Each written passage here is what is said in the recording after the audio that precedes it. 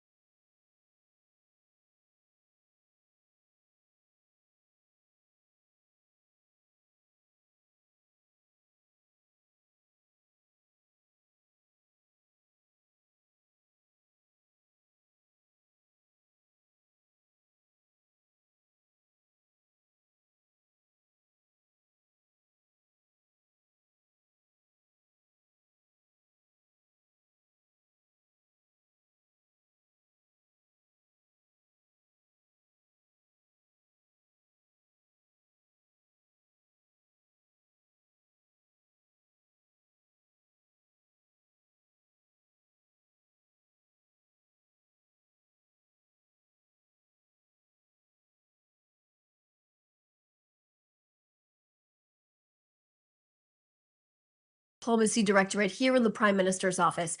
I will take a few questions after a couple of very brief points to share with you. Please put your questions in the chat of this Zoom with your name and your outlet. It is Sunday, October 19th, and today is the 744th day Hamas has continued to hold on to our hostages inside of the Gaza Strip. It has been 6 days since the return of our 20 living hostages. Recording in progress. Are now emerging, accounts that are harrowing, deeply disturbing, and impossible to ignore. Let me share with you some of this testimony shared with the Prime Minister by these hostages.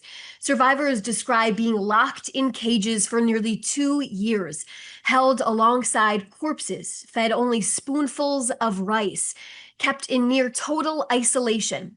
Many suffered untreated injuries, beatings, malnourishment, with some even losing up to 40% of their body weight, arms and legs bound for extended periods of time. These are not exaggerations. They are the lived experiences of our hostages.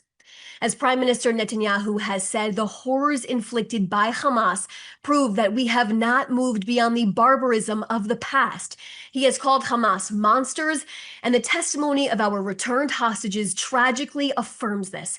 Hamas's beliefs, methods, and its goals are the annihilation of the State of Israel and its citizens and its supporters. This is why the framework makes very, very clear that Hamas can have no future in running the Gaza Strip. I want to just show some video on the screen behind me. You'll probably notice that there is silence of the ceasefire now and the free Gaza voices across the world. They are silent as the ceasefire continues into the second week. The people of Gaza find themselves captives, as like our hostages, to Hamas itself. In recent days, pay attention to the credible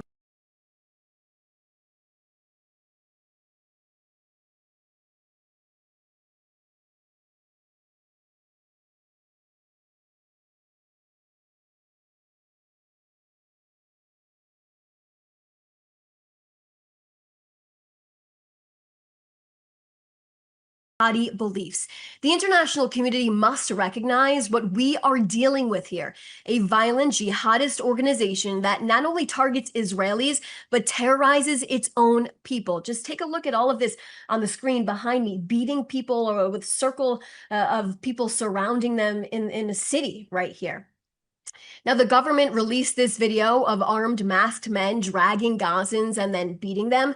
We want to know where the outrage is and why this has not made headlines across the world. Where are the UN resolutions that demanded an end to the violence and the emergency sessions calling for Hamas to end its reign of terror?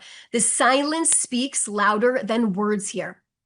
Today, the IDF announced terrorists fired an anti-tank missile and gunfire towards our troops operating in the area of Rafah to dismantle terrorist infrastructure, all in accordance with the ceasefire agreement. Now, in response, the IDF began striking in the area to eliminate the threat. Just before I came on here, we actually released a statement following Hamas's violation of the ceasefire that the prime minister held a consultation with the defense minister and the heads of the security establishment and instructed them to act forcefully against terrorist targets inside of the Gaza Strip. Now, as this savagery continues, so does our fight for the release of our deceased hostages. The 72-hour window, which Hamas agreed to under President Trump's plan that we're currently in, has expired, where the terror group was supposed to release all of our hostages at one time. It has expired by a week now. Now, just this morning, the prime minister demanded the release of all 16 of our hostages' remains that are in Gaza still. Over the weekends, Hamas released the bodies of 3 of our deceased hostages. Eliyahu Margalit, who was feeding his beloved horses on Kibbutz Nir Oz on the morning of October 7th, when he was murdered and his body was kidnapped into Gaza. And Ronen Engel, who was murdered while his family was in their home. He was defending them from terrorists that infiltrated their house on Kibbutz Nir Oz on the morning of October 7th. And just this afternoon, the body of a Thai hostage, Sontai Okarsri, was also identified. He was murdered on the morning of October 7th while in the orchards of Kibbutz Be'eri. His body was later kidnapped into the Gaza Strip. Now, may their memories forever be a blessing. Hamas knows where our hostages are located inside of the Gaza Strip. We are aware that when Hamas feels the pressure from Israel and the United States, they start to return more of our hostages' remains. Let's reiterate the facts here. Hamas is required to uphold its commitments to the mediators, including President Trump, to return our remaining hostages as part of this agreement. The prime minister has made it abundantly clear there will be no compromise and Israel will spare no effort until all of our fallen hostages are home. There are 16 more hostages that need to be returned. Now, Prime Minister Netanyahu submitted for government approval today the permanent name of this war as the War of Redemption, in Hebrew known as Milchemet Hatkuma. It was approved by the government. It comes as Israel marks 2 years since a terrible disaster, where we remember how we started in times of tragedy and how we rose up dramatically on our feet, dynamically, and returned intensive war to our enemies.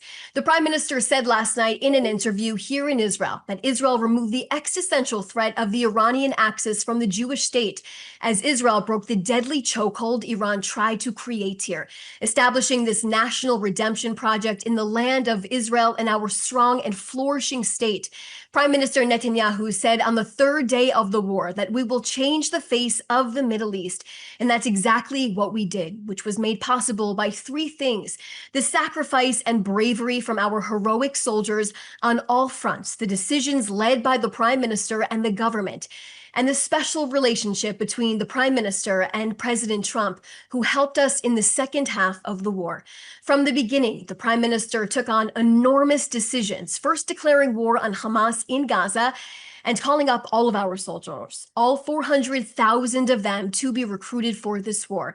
Decisions such as waiting to launch the operation in Lebanon against Hezbollah instead of being spread out on multiple fronts. The Prime Minister's defiance on going into Rafah with or without the support from the Biden administration, and taking out the heads of Iran's axis like Sinwar and Nasrallah, the Beeper operation in Lebanon, and the historic operation against Iran's nuclear program in direct coordination with President Trump. The Prime Minister says this is a war of redemption of our people as a direct continuation of the War of Independence. I'll take a few questions right now.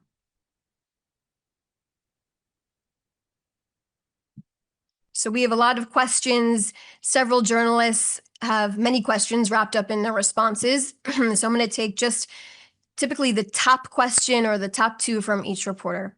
So this is from Joel Pollack from Breitbart News. Would you say that Israel has won the war? I laid out my answer to that, Joel, specifically talking about the incredible achievements that Prime Minister Netanyahu has gotten us to this point, all of the achievements inside of Gaza, when it comes to even the Houthis, when it comes to Hezbollah in Lebanon, in addition to Iran, the incredible achievements President Trump and Prime Minister Netanyahu got us to the point when it comes to Iran's nuclear system and program over there. So when it comes to your question, like I said, laying out all of the achievements that got us to this point in time where we are right now. Going to your second question, Joel, if Israel feels the need for strong military action against terrorists in Gaza, as the Prime Minister said, does that mean that the ceasefire is over? Israel has continued to fulfill their side of the ceasefire, as we have continued to said over and over and over again for the last week now. And I will point you to the direction of Hamas, who has still not released the bodies of all of our hostages. Remember, like we said at the beginning of the ceasefire, we were expecting all of our hostages to come out at one time, all 48 of our hostages. And here we are 1 week later, and we still have 16 bodies that we need to get back from Hamas that are still inside of the Gaza Strip. But specifically, when it comes to the question about the terrorists inside of Gaza, I want to just reiterate the statement that was published by the Prime Minister's office before I got on here, that Hamas's violation of the ceasefire, the Prime Minister actually held a consultation with the Defense Minister and the heads of security establishment and instructed them to act forcefully against terrorist targeting in the Gaza Strip. This is in reference to an incident that took place in the Rafah area inside of the Gaza Strip. Lior Soroka from the Washington Post, were any soldiers injured in the attack inside of Gaza today? I will refer that question to the IDF. This is Alexander Cornwell from Reuters. Hamas has said it remains committed to the ceasefire and denies any knowledge of any incident in Rafah. Well, first off, just for journalists to even have communication with Hamas, of course, you know, Alexander, they are lying. They have not fulfilled their side of the ceasefire. And it's a simple reason. As we continue to say, I've stood up here for the last week to tell you that not all of our hostages are back. And we're waiting for 16 bodies. This was a commitment that was made under the first phase of the this plan, Trump's plan, to get us to this point where we are today, and we are waiting for Hamas to follow through with that. In terms of this other question you're asking, Alexander, does the Israeli government believe that those who opened fire on Israeli soldiers were Hamas militants? Refer you back to the statement that I just read about the incident. I am going to your next question. Given the presence of multiple armed groups in Gaza, how does Israel view Hamas's responsibility for ensuring that all factions adhere to the terms of the ceasefire? Well, first off, Hamas should also be adhering to all the terms of the ceasefire. We are still waiting, like I continue to say, day after day, we're waiting for them to fulfill their side of this agreement. But just to talk about the horrific videos we continue to see out of the Gaza Strip of people being executed in the streets by the Hamas terror group are despicable. It just shows what we have been faced with for the last 2 years, the grotesque way this terror group actually acts against their own people inside of the Gaza Strip. This is who Hamas is. So, you know, for all the journalists that clearly have a communication line to them, my question back to you is, why don't you ask Hamas why they're doing this to their own people inside of the Gaza Strip? This is James Marlowe, an independent broadcast journalist. In an interview with Reuters, a senior Hamas official said Hamas will not hand over its weapons and that Hamas always intended only a temporary ceasefire with Israel. My response to that is that Hamas accepted the terms of this plan that we are currently under, and the 20-point plan outlines that Hamas needs to demilitarize. All of Gaza needs to be demilitarized. Hamas needs to be disarmed, and that Hamas will have no future role in the governance of the Palestinian people inside of the Gaza Strip. Yael Ben-Horin from Agencia EFE, do you consider today's events in Gaza the official resumption of the war? I gave a statement that the Prime Minister's office put out just a little while ago, speaking about this incident that happened. Lazar Berman from the Times of Israel. On October 9th, you said all of the Prime Minister's objectives have now been achieved. With Hamas holding onto the majority of the slain hostages and saying that they won't disarm, is that still your assessment? So to talk about that, like I said, in terms of the 20-point plan, all of this has been approved on all sides by all parties that Hamas needs to be demilitarized. They will have no part of governing the Palestinian people in the future. But like I continue to say, we are waiting for Hamas to fulfill their side of this ceasefire agreement to release all of our hostages that are still in captivity at this point in time, which is 16 bodies. And I outlined earlier in this briefing what our 20 living hostages have been able to convey about their experiences in captivity. I want all journalists to really understand those stories and understand really what our hostages went through and how horrific this terror group is, that is clearly holding their own people captive inside of the Gaza Strip. And you can see the enormous amount of violence that is happening to their own people inside of the Gaza Strip as well. This is Hilde Gran from TV2 Norway. Are the airstrikes happening within the yellow line? Are there civilians in the area? In terms of any airstrikes inside of the Gaza Strip, we are currently in a ceasefire, like we continue to say, but if there is a threat to our soldiers inside of the Gaza Strip, they are allowed to, of course, protect themselves and do what is needed to do. Just going through the rest of these questions. This is Kano Watanabe, excuse me for the mispronunciation there, from a Japanese newspaper. I answered your question about the airstrikes in Gaza just now. Jean from PBS, you want us to report on the happenings inside of Gaza, but you don't allow us as independent journalists to go inside of the Gaza Strip. In reference to that, I always and have in the last few days talked about journalist access going into the Gaza Strip. I refer that question to the IDF. Also, the Prime Minister's office has facilitated these trips and these visits for journalists to go into the Gaza Strip to embed with the IDF as well. Hannah Julian from Jewish Edition. Has the Prime Minister discussed the repeated multiple Hamas violations of the agreement with President Donald Trump? I'll refer you back to my statement that I just said in reference to the incident that happened inside of the Gaza Strip with our IDF soldiers. But Israel and President Trump continue to put immense pressure on Hamas to release our remaining hostages day after day. We continue to do so. And Ellie Cook from Newsweek, can you confirm reported strikes east of Jabalia? I refer that question to the IDF as well. And Matthew Duran from ABC Australia, how many militia groups inside of Gaza is Israel supporting, and how does that undermine the prospect of stability inside of the Gaza Strip? Here's what I can provide you on that. Specifically, we know that Hamas needs to be demilitarized. This is what we continue to say over and over again. This is part of the 20-point plan. Hamas cannot have any part of the future of the Gaza Strip. We must completely get rid of them. And I refer or I ask you to take a look at that 20-point plan. But like I said, the violence inside of the Gaza Strip is disgusting to watch. These Palestinians suffer. Here in Israel, we are scratching our heads as to where the outrage is. We want to know where the outrage is.